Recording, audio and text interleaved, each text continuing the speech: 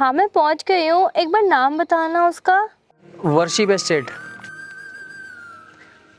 ठीक है, मैं पहुंच गई हूँ। कोई नहीं, अंदर जाओ, बढ़िया पैसे मिल जाएंगे आपको प्रॉपर्टी के।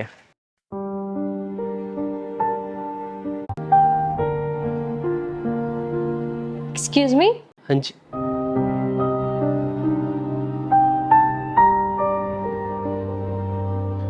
वो मैं यहाँ पे प्रॉपर्टी के सिलसिले में आई हूँ, आपकी मनीष से बात हुई होगी। हाँ जी, मनीष से बात हुई थी। आपको बेचनी है प्रॉपर्टी? हाँ जी। तो तुमने प्रॉपर्टी का काम शुरू कर दिया कॉलेज के बाद? कॉलेज के बाद? लगता है तुमने मुझे पहचाना नहीं। ओह अच्छा, आप तो वो हो ना।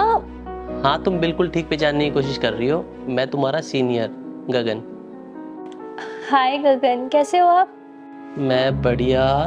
मुझे तो पता नहीं चला कि तुम भी प्रॉपर्टी का काम कर रही हो। मैं तो पिछले 5 साल से इसी लाइन में हूँ। नहीं, मैं प्रॉपर्टी का कोई काम नहीं कर रही, मुझे तो कुछ सेल करना है तो मैं उस सिलसिले में आई हूँ।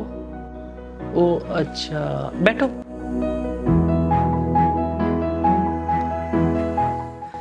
ये बताओ, आप चाय लोगे या फिर कॉफी?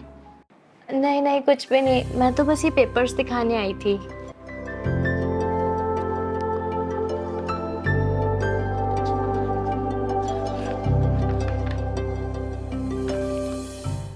ये आपको सेल करनी है? हाँ, ये वाली प्रॉपर्टी है जो सेल करनी है। पेपर्स पूरे हैं ना? हाँ जी, पेपर्स तो पूरे हैं, बाकी मैं चेक कर लूँगा। मुझे आप ये बताओ, जो आपको प्रॉपर्टी सेल करनी है उसमें आप रह रहे हो या फिर एक्स्ट्रा रखी हुई है अभी?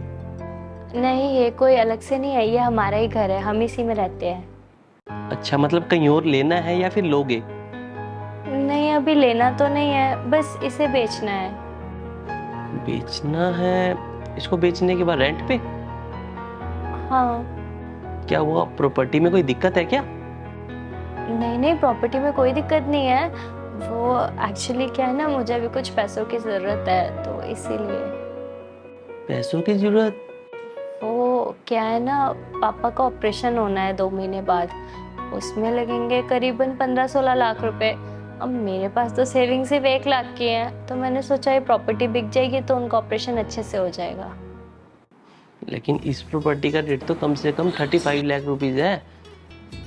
और अगर आप ऐसे में बेचने जाओगे, वैसे भी बहुत कम रेट मिलते हैं। वो तो शुक्र है आप मेरे नो मेरे पास आ गए, नहीं तो मजबूरी में आपको प्रॉपर्टी कम से कम 20 लाख रुपए की देनी पड़ती। अगर मुझे इसके 20 लाख भी मिलेंगे तो भी बहुत है, कम से कम उनका ऑपरेशन तो हो ही जाएगा।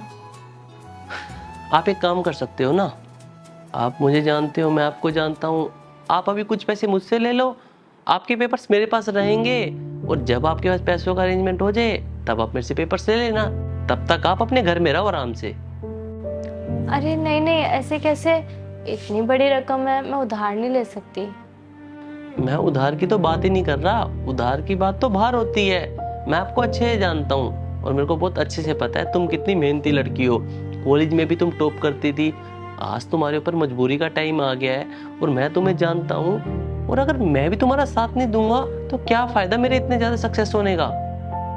आप मुझे आज पूरे 9 साल बाद मिले हो, आप मुझ पे इतना भरोसा कैसे दिखा सकते हो? देखो, भरोसा करने वाला इंसान तो ना जिंदगी से जाने के बाद भी भरोसा करता है, लेकिन हमें तो मिले हुए 9 साल हुए हैं। और वैसे भी आज से 15 साल पहले मैं भी रेंट के घर में रहता था और मुझे पता है अपने घर की वैल्यू क्या होती है। जिस दिन मैं अपने घर में अपने काम में शिफ्ट हुआ, मैंने उसी दिन से सोच लिया था मेरे जितने अपने हैं, जितना हो सकेगा ना, उनको अपने घर से बेघर तो होने नहीं दूंगा। थैंक यू सो मच गगन, आज आपने सिर्फ मेरी हेल्प ही नहीं की है बल्कि मेरी एक टेंशन मेरे सर से उतार दी है। टेंशन मत लो, आज के बाद ये टेंशन तुम्हारे सिर पे चढ़ेगी नहीं।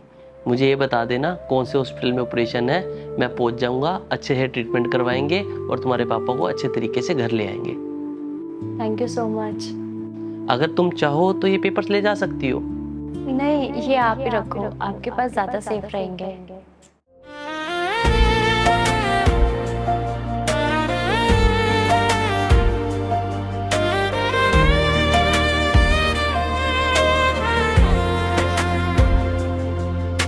साथ में तेरा कुछ इस तरह निभाऊंगा, हर मोड़ पर तेरा हाथ थाम जाऊंगा। कह ना पाऊं जो दिल में छुपा रखा है, तेरी हंसी में अपना जहां पा जाऊंगा। तू पूछे अगर मैं खामोश रह जाऊं, पर आँखों से सब कुछ कह जाऊं। कितना प्यार करता हूँ तुझे